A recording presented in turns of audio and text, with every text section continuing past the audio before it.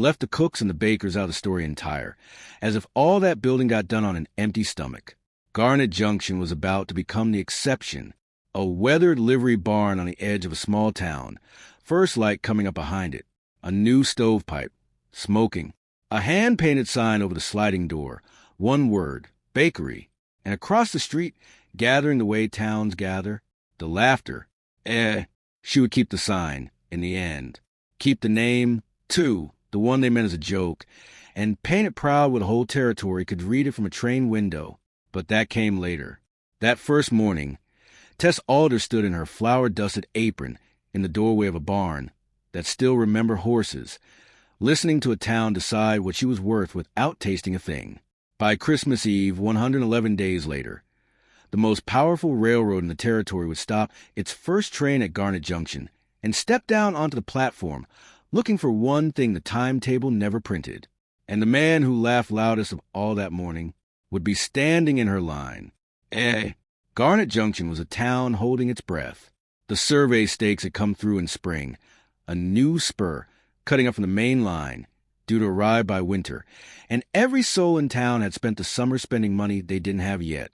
New shelves at the Mercantile, fresh paint at the Land Office, and at the Grand Hotel, Marshall Dunmore had his dining room's chairs recovered in burgundy, because Marshall Dunmore was a man who planned for certainties. 15 years, his had been the only proper table in town. Drummers ate there. The council met there. Sunday dinner meant Dunmore's. And when the railroad came and needed an eating house for its passengers, well, he'd already picked the wallpaper. Tess Alder came into that waiting town in September on a wagon that held one boy, 3 trunks, and a stoneware crock she carried on her own lap the whole way. The way you carry the last of something. What she'd had back east told itself in what was missing. A cafe, gone to her husband's debts. A husband, gone to fever the spring before the debts. What remained, Charlie, 8 years old and freckled. Her hands. And the crock. She priced every empty building in Garnet Junction in one afternoon, and every price said the same thing. The railroad was coming and hope had gotten expensive. Every building but one. The old livery barn on the edge of town, empty since the stage line quit. She stood in its doorway a long while, doing sums. Charlie tugged her sleeve. "Ma, it's a barn." "Just wait," she said. The town found out what the smoke meant on a Tuesday, and the boardwalk had its best morning in months. A bakery! A pause for effect. Every time it was told. In a barn. The laughter wasn't cruel. Exactly. It was comfortable.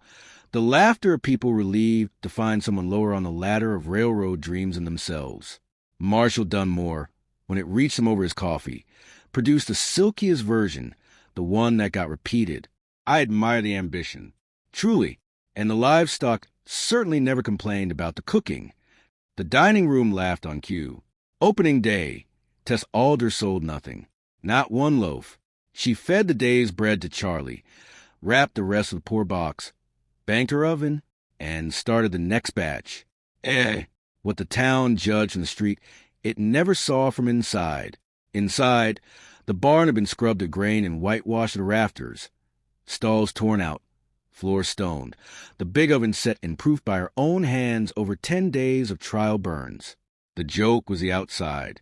The inside was a church of work, and on a shelf above the work table, fed every morning like a small animal, sat the crock, sourdough starter, her mother's before her, older than Tessa's marriage, older than most of Garnet Junction, carried alive across 3 states in a wagon, kept warm against frost with her own blankets. It had outlived the cafe, outlived the debts, outlived the man. Some things you keep alive, because they keep you alive. The railroad would have a word for it. Eventually, the word was recipe. The word was too small. 2 miles east, the railroad was arriving the hard way. A section crew of 40 men driving the new spur through cut and fill, 10 hours a day. Their foreman was Dan Coyle, a broad, unhurried man with short auburn beard and a low opinion complaint, whose camp cook had quit in August and whose crew had been living on beans and blasphemy since. On a cold October morning, the wind shifted out of the west. It carried wood smoke. and under the wood smoke, cinnamon. Dan Coyle put down his coffee, which deserved it, and followed his nose 2 miles into town to a barn with a hand-painted sign. He bought 1 loaf and ate half of it standing in the doorway, slowly, like a man reading important news. Then he took off his cap. "Ma'am, how much for everything you can bake by Thursday?" The crew changed the arithmetic, and then the crew changed the town. Every dawn, her wagon met the railhead with bread still warm through the sacking, and 40 hard workmen learned to arrange their whole day around it. Charlie worked the cut with a basket of rolls at a penny each, coming home with an empty basket and a foreman's watch pocket full of railroad gossip. And Dan Coyle spread the word the only way he knew, accurately, up and down the line, into every camp and every division report that had a corner for it. "Best bread on this railroad is coming out of a barn at Garnet Junction." By November, the first townsman slipped through her back door, hat low, coins ready. He took his loaf home hidden in a feed sack. Tess sold it to him without one word of triumph. The bread could do the talking. It always had. Respectable Garnet Junction developed that November a sudden fondness for its own back alleys. Deacon's wives at her back door at dawn. The barber, the land agent, 2 councilmen on different days, each swearing her to a secrecy the smell of their coats betrayed by noon. Just the once was the customary line. For the boys' sake, the town chorus, down at the Mercantile, kept the official verdict in place. A barn, honestly, while the town's actual breakfast quietly changed hands. Towns can hold 2 truths that way for a while. The spoken one, and the one with butter on it. What nobody counted, because nobody ever counted in time, was the one dining room in Garnet Junction where the tables were emptying, and the one man in town who had never once had to share. Dan Coyle took to lingering when he settled the crew's account. Saturday evenings, the barn warm and dim, the ovens ticking as they cooled. He wasn't a talker. He'd find something that needed doing, a hinge or a stuck damper, and do it, and Tess let him, which from her was conversation. One such evening, counting coins into columns, she said the thing she'd been needing all autumn, flat, factual, the way she said everything that hurt. "You know the trouble with this trade, Mr. Coyle. Everyone wants the bread. Nobody stays for the baker." Dan considered that the way he considered grades and gravel. He didn't argue.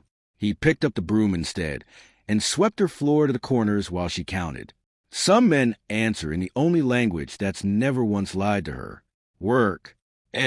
Marshall Dunmore noticed the way proprietors notice, in the ledger first, and the pride second. 7 a.m. at the Grand's dining room mid-November, for tables empty that had been full for 15 years. Drummers taking rooms, but not breakfast. The smell of another woman's cinnamon on his own council members' coats. He took a morning constitutional past the edge of town and saw it with his own eyes. A line at a barn door. A line in Garnet Junction, where the only line had ever been at his register. He walked back slowly, past his burgundy chairs and his picked wallpaper, and did the sum that mattered. The railroad was 60 days out. The eating house contract, the passengers, the crews, the freight men, 15 more years of only table in town, will be decided by the new year. Marshall Dunmore stopped laughing at the barn that morning. Men like Dunmore don't fight with laughter. They fight with agendas. The council met in December in the Grand's own back room, with Dunmore in the chair and supper on the house. The item arrived dressed as hygiene, an ordinance respecting public health. No foodstuffs to be prepared or offered for sale in any structure erected for the keeping of livestock. Sanitation, gentlemen, Dunmore said, sorrowful as a preacher. Progress as standards.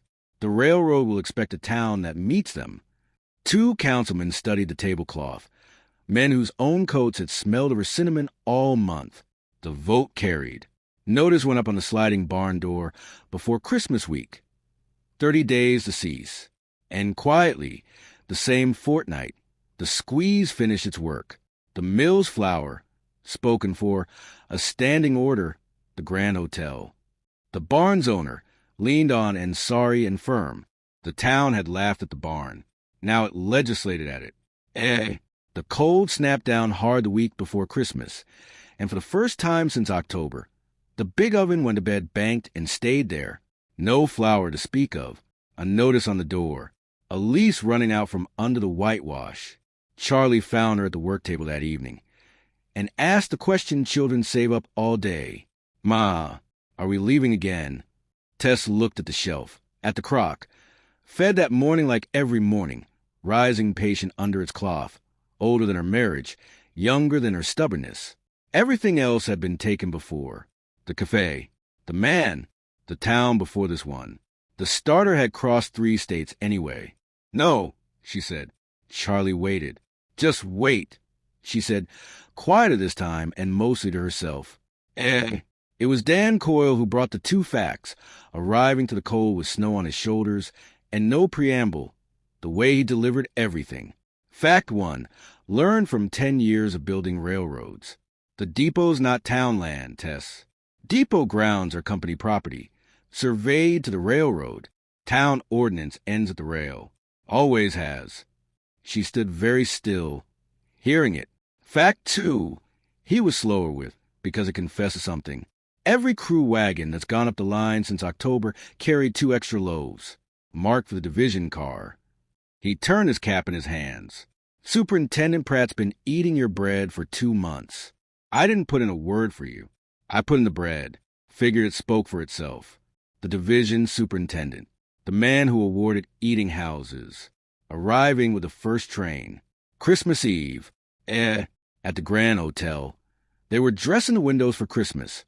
Holly ribbon. A printed menu and a brass stand for the great day. And Marshall Dunmore inspected it all proprietors calm.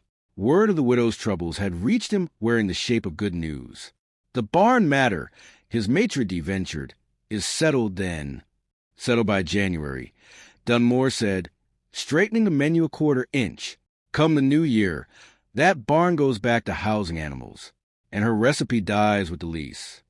He surveyed the street through his own gleaming glass.